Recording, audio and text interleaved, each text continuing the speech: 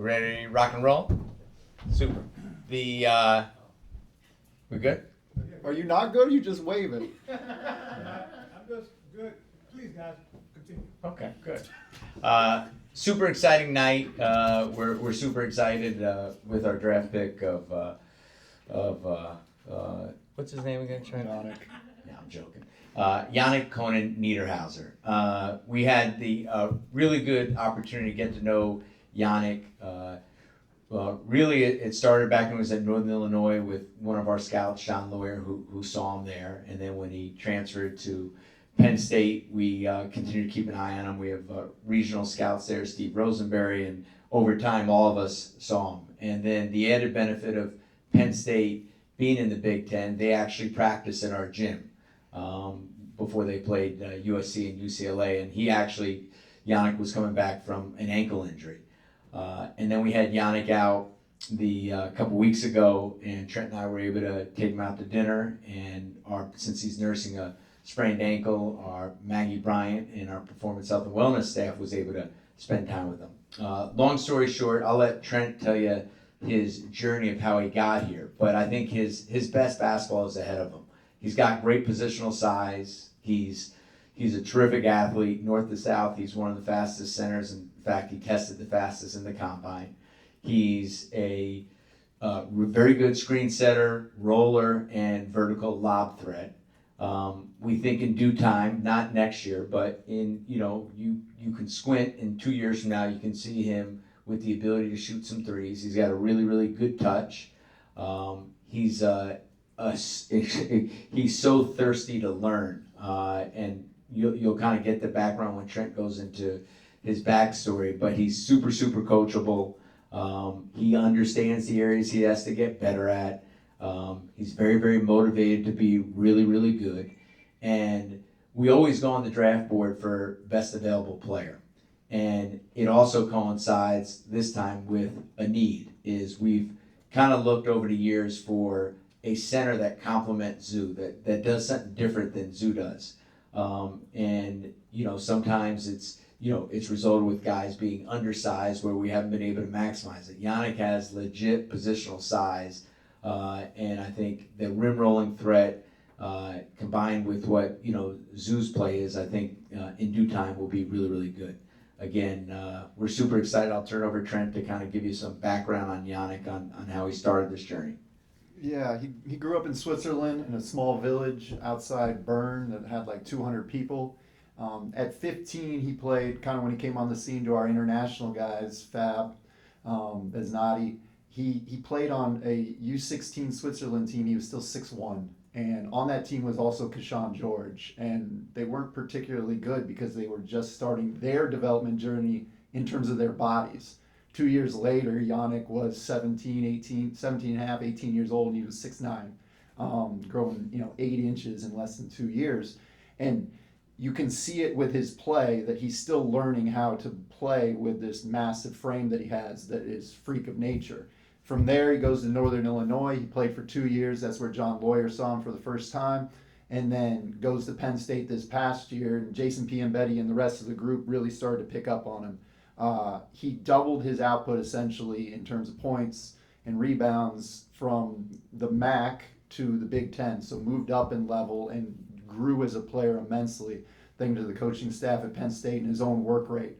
We think there's plenty of upside. That's the famous draft word, obviously. But for a guy that's been this age, he's still learning and growing into this frame that he hasn't had his whole life. And we think there's some real upside there. We talked about seeing him out here, but the kid himself and being able to go to dinner with him, he's pretty impressive as a human being, speaks multiple languages, really, really loves the game of basketball, easy to be around. We think we got a chance to have someone that can learn from Zoo and grow into a role that could play complementary to him at the center position too, as Elle pointed out. We just haven't had a size guy at that position in the backup role that's young that we can kind of feed into and give to our development staff.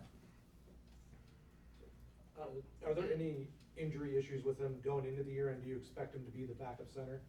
I think one, his injury. So he's coming off an ankle injury, not serious. He just sprained his ankle. So he was actually getting back there. We'll probably kind of just ramp him up gradually. He'll probably be available for some parts of summer league, but we'll see where he's at that. And I think we'll look at free agency. I mean, Yannick is, even though he's 22, he's basketball young. Because to Trent's point, he didn't start playing the center position until 17.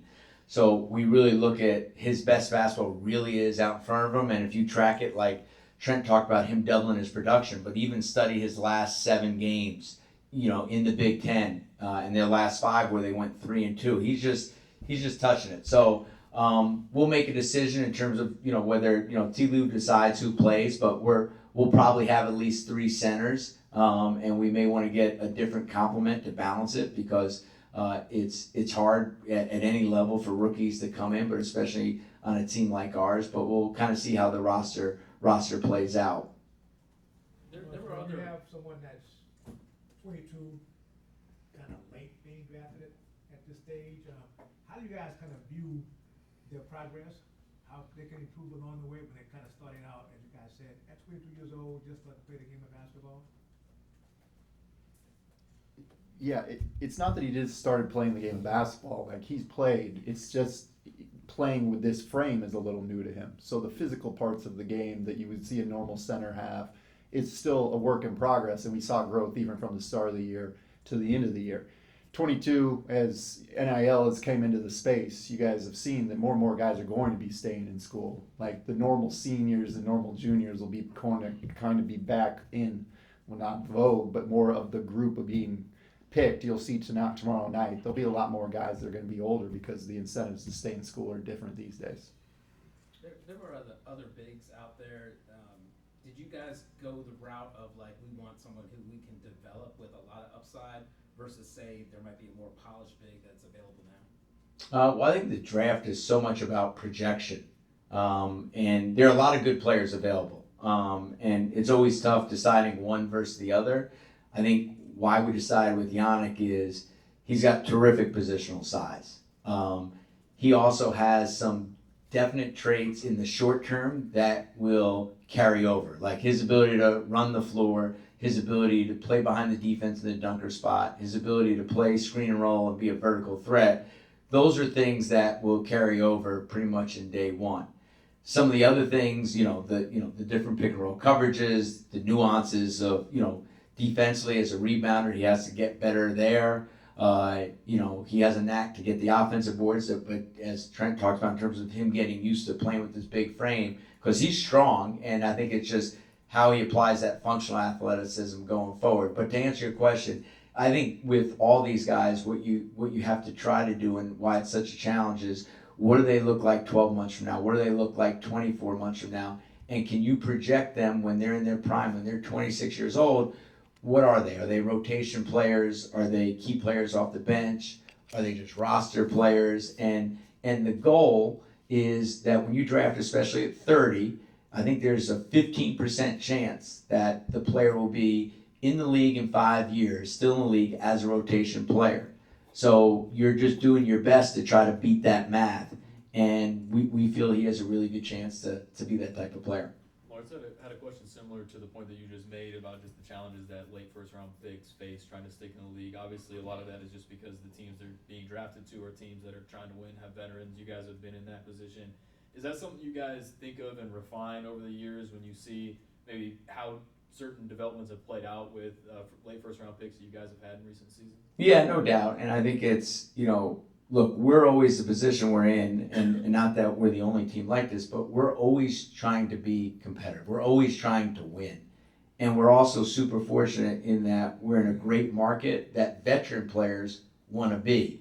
And, we've talked about it before. I think in terms of young players getting on the floor, so first it starts with, with us in terms of talent identification and character identification, mental makeup. Then it's the development of that talent, and then it's creating pathways for them to have an opportunity to play, and then when they do have an opportunity to play, for them to show whether they're capable or not. And it's tough because you look at even the guys that we've had who have been on minimums, veteran guys, it's hard for those guys to beat them out. So we're constantly looking, and we're going to make some tweaks in how we go through with our younger players next year in the G League has been unbelievable for our guys. It's been terrific, but we're gonna make some tweaks in terms of having our guys spending more time with the team here. So they're getting practice reps. They're getting hands-on in terms of coaching, from the coaches here. So because back, yeah, I'm going to be the old man, but back when I was coaching, there was a lot of practices, and so for a young guy to earn playing time, he would do it in practice. He'd beat out the veteran, and eventually, from a coaching perspective, you're like, hey, he's wearing this guy out. I got to give him a chance. Well, now because in the NBA, because the density of schedule, there's not a lot of practice time other than training camp. There's really no opportunity for young players to compete for playing time.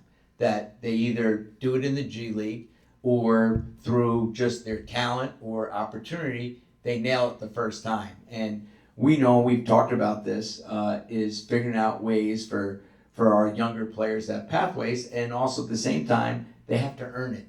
And we don't give them anything. And there's always a lot of competition because we're super fortunate to have several good players.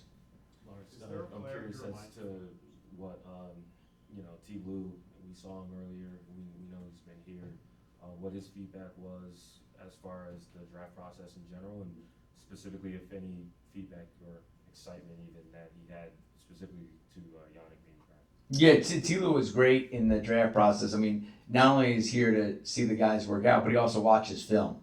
So it's great to be able to get his insight on all the guys, and you have a pretty good sense of the guys in the range, and to be able to narrow it down. But he was terrific. He's super excited.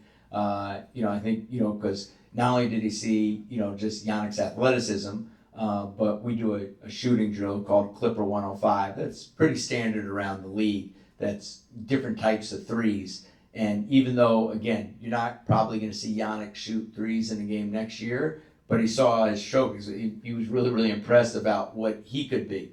And so Ty's super excited for Yannick, and he adds a different element. And plus, I think when you meet Yannick, as Trent talked about, he's got a great spirit about him. Is there a player he reminds you of?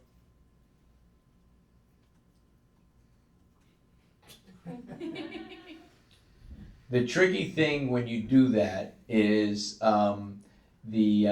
it's you're now thinking about that player, and I always feel when you're doing player comps, it's kind of unfair because each player is their own self, and if I say, hey, DeAndre Jordan, Derek Lively, but he has qualities of those. You think about the guys in the league, and it's unfair because these guys are all accomplished. Yannick hasn't. He's just this is draft night. So I always think it's a little bit unfair to put those expectations on him. But you have the classic, the Clint Capellas.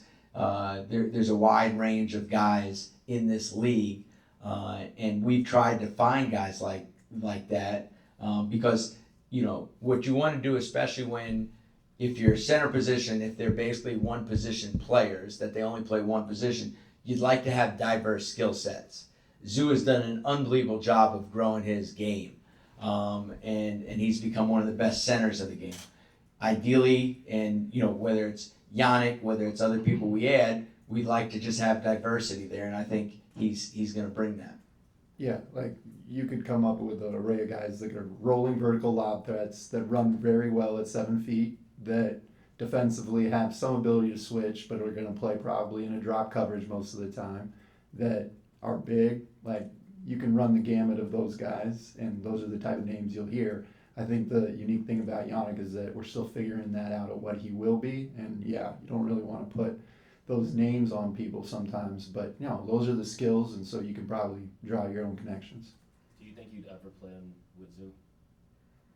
Well, that's why Ty Lue is the head coach. Yeah.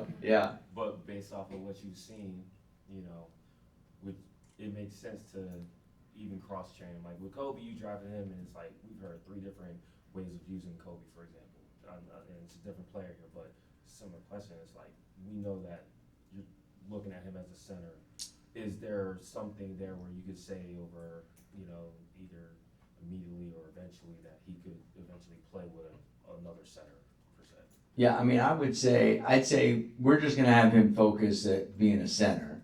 But you know, you never know. You watch even how the Rockets, you know, the double big lineup. But I would say if we try to give our guys, especially when we're onboarding them, we just try to keep their box pretty small, because they're overloaded, you know, as rookies, especially on a veteran team. So it's gonna be a center. You're gonna focus on, you're gonna be an unbelievable runner on both ends, you know, screener, rim roller, vertical threat, rim protector. Like the job description, that's the job. And then be great at those things, and then we'll build out. But in terms of, you know, the vision for him is really as a five, but as the league continues to evolve, and as people try to negate so much shooting on the floor and to be able to offset it in different ways, you know, we're super lucky to have Ty Lue, who is, you know, as creative as they come, to figure it out. But I think, right, to answer your question, I think we're just going to focus on him being a five right now.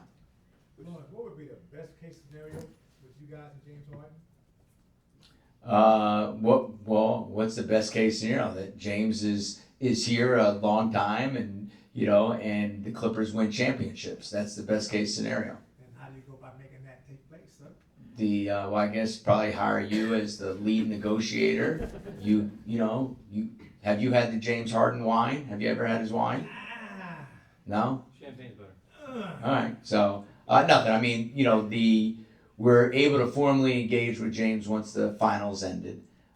He's our number one priority. We're super hopeful that James is here, and he's here for, you know, for a long time. But yet at the same time, we always respect he has a player option, so he can opt in, and obviously we're super excited that, or he can opt out, and hopefully we can do a deal that makes sense for both sides. But James, as you guys know, was phenomenal, and you know, we hope to continue to see his play. We didn't really get a chance to speak with him after the series ended, but how did he kind of take how that series ended and that postseason run? Yeah, I mean, I think very disappointed, like all our guys. Our guys and our group really felt we had a real chance, not just to get out of the first round, but to do something really special. I think, you know, when James and others look back and reflect back, we look at different moments throughout that series where, you know, we make a play here, make a play there, that the outcome could have been different. So there's always a lot of reflection, and I think he looks first internally, and then he's a super bright guy, and then we kind of problem solve together and figure out, okay, what are internally, how do we get better? And you know, you look in the mirror first, and then what kind of needs the team has.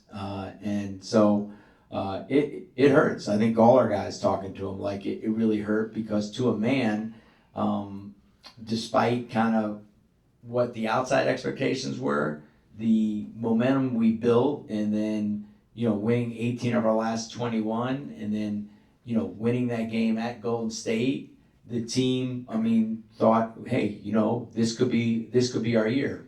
Unfortunately, obviously, it wasn't. So, and you know, I know it's hard, and we all have responsibilities, you know, in terms of both the good and the bad, and facing the music, and no excuses are made. But I think when you put so much into it and you fall short, everyone deals with that differently.